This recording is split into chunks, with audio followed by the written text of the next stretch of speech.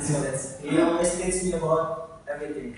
Thanks for your coming in my seminar proposal presentation, and to everybody welcome in my seminar proposal presentation.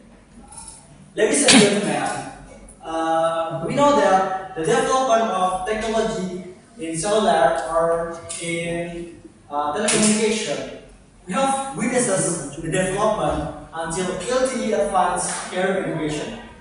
So that's why I choose the title Analysis of LTE advanced carrier aggregation, design at frequency 150 MHz and intervene at frequency 850 MHz with 2300 MHz.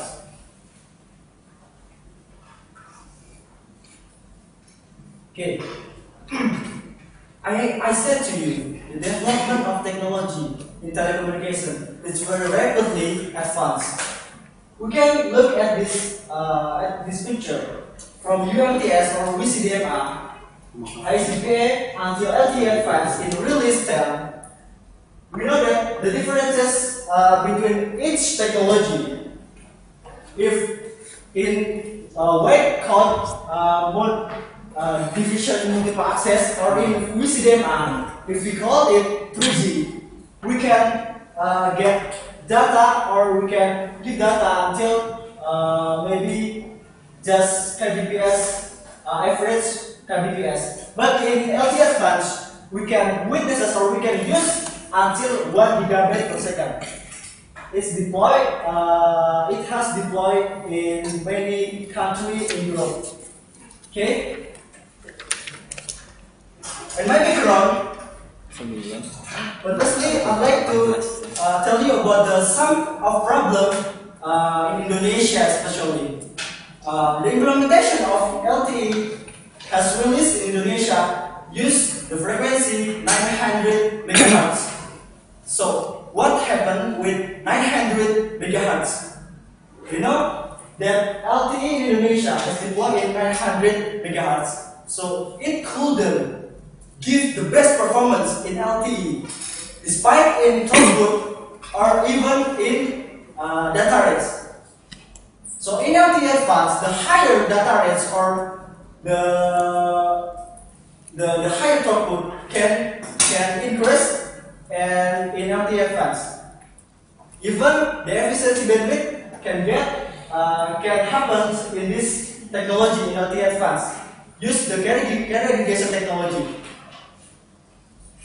Okay, this is the comparison between LTE and LTE advanced. Maybe I really fast when I explain my presentation. Yeah, it's too fast? No? No.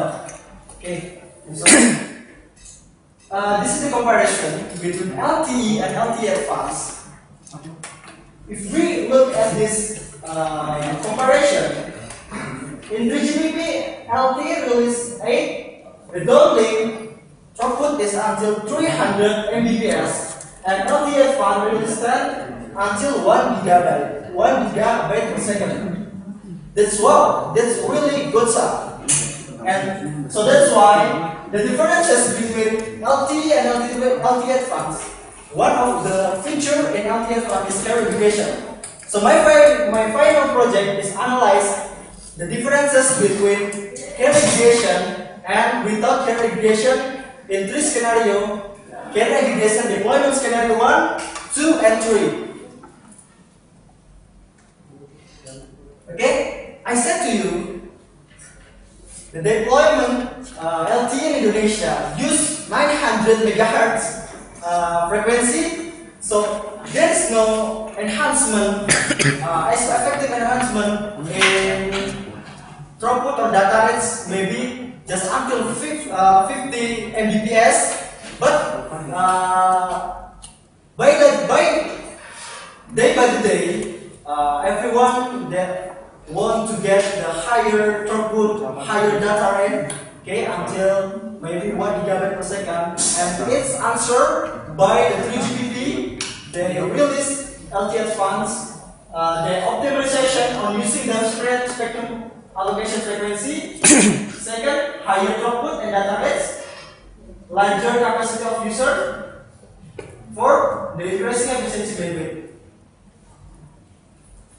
So that's why this is the technology in LTE Advanced, carrier aggregation, difference with wider bandwidth, MIMO, IIT, IC, COMP. Okay, there are technology in LTE Advanced, maybe some feature in LTE Advanced. So I choose carrier aggregation. I analyze carrier aggregation. What is the differences between LTE and LTE Advanced? Specifically in carrier aggregation deployment. Okay.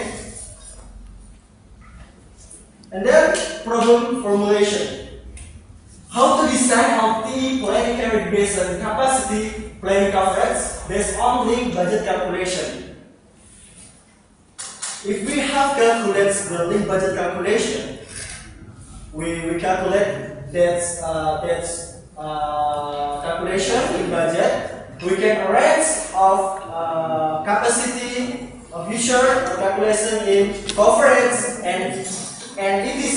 And after that, we can analyze the performance of LTE planning aggregation with three scenarios: CADS1, CADS2, and CADS3.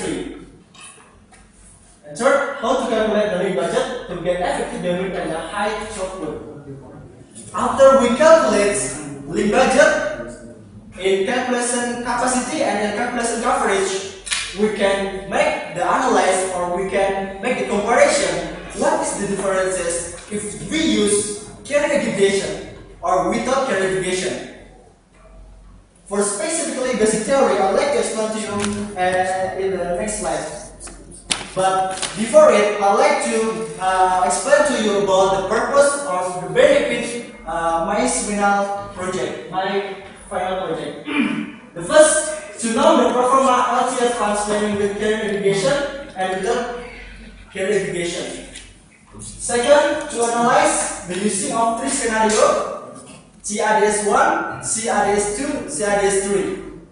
Third, to analyze the efficiency bandwidth in LTE Advanced planning. Problem limitation. So I limit my case or my problem in 4 cases. First, I make the analysis of LTE Advanced planning aggregation with 3 scenarios. Second, the design is limited just in radio access network. Third, using ATOL. This mission is conducted in Jakarta. Okay, basic story. We know that architecture of LTE, there's UA, not B, and MA, certificate with the gateway, and HRF. I'd like to give the business line between this device. Firstly, UA, we can give the simulation. Maybe if UA, we can set up or give the response, or give the response to A not B. So A not B can receive the signaling from UA, or maybe the function of A not B is encryption data. Between A not B and A not B is connected by X2 interface, and also not B to MMA or mobile management entity that have used a user panel or control panel to management and to radio controlling, that is connected by S1 MMA interface. Selfie gateway for using packet data forwarding, PDN gateway, and PCRF is pole-side and charging load function. If in technology GSM or 3G, PCRF, this is the billing for payment, for the rule authentication data, and for many rules in this technology or in this architecture. Calibration. I have said to you the efficiency bandwidth or the higher data rate, the higher throughput, it can happen or it can conduct with carrier aggregation. Carrier aggregation is the new one feature from LTE Advanced that has deployed by 3GPP. This is the combination of two component carriers that have similar bandwidth, that's called interband, or the different bandwidth. This is interband. The maximum bandwidth is 20 megahertz, even 100 megahertz. But there's no operator, or there's no operator that have bandwidth until 100. So the maximum bandwidth is just 20 megahertz. Maybe we can we make the combination between 5 megahertz in the primary cell, and second the highest frequency in secondary cell. This is carrier aggregation. Okay, and then I said to you about the scenario of carrier aggregation. There are TRDS1, TRDS2, and TRDS3.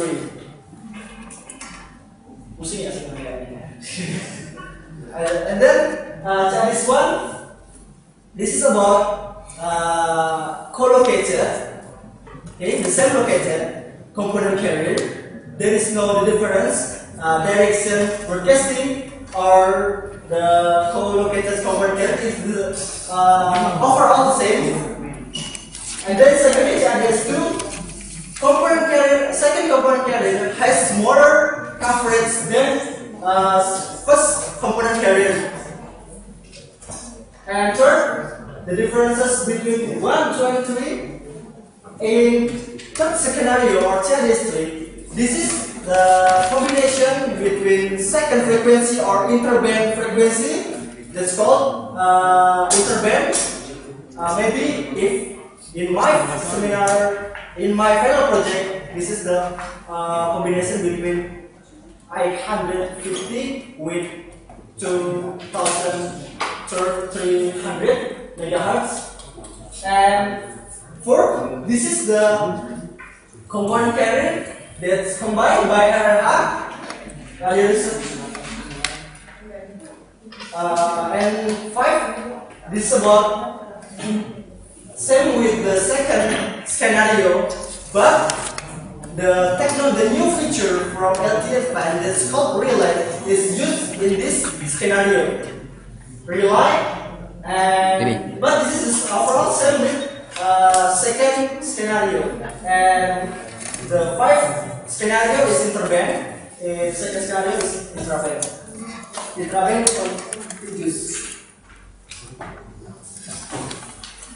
this is the flowchart of my final project. First start, data extracting file, the citizen data, and the specification of device, and then area initiation. Third, fourth, carrier aggregation. So this is the carrier aggregation. I combine 10 megahertz and 10 megahertz in the primary cell, and in the second scenario is this bandwidth 15 megahertz and 2200 megahertz, and 5 megahertz is 850 megahertz.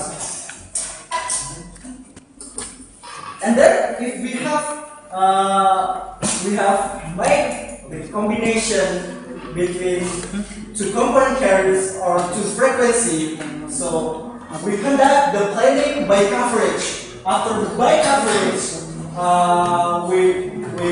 we sum about the site in coverage scope, and after that we analyze the sum of site. And next, plotting sites, cell, and CA. Three scenario, TRDS 1, 2, and 3. Simulation using atom, and the last is analyze the parameter RSRP, CNR, and parameter connected user. Last but not least, the conclusion of my final project is all about higher data rates using better integration, increasing efficiency bandwidth, and third, the increasing of the transmission, even downlink or even uplink. Okay, thank you. Thank you for your attention. This is my presentation in my final project. I'm sorry if I have some mistake when I deliver my final project. Or if you have some question, you can give the question or maybe in technique presentation or in the other or some advice in my final project seminar. Thank you. Thank you.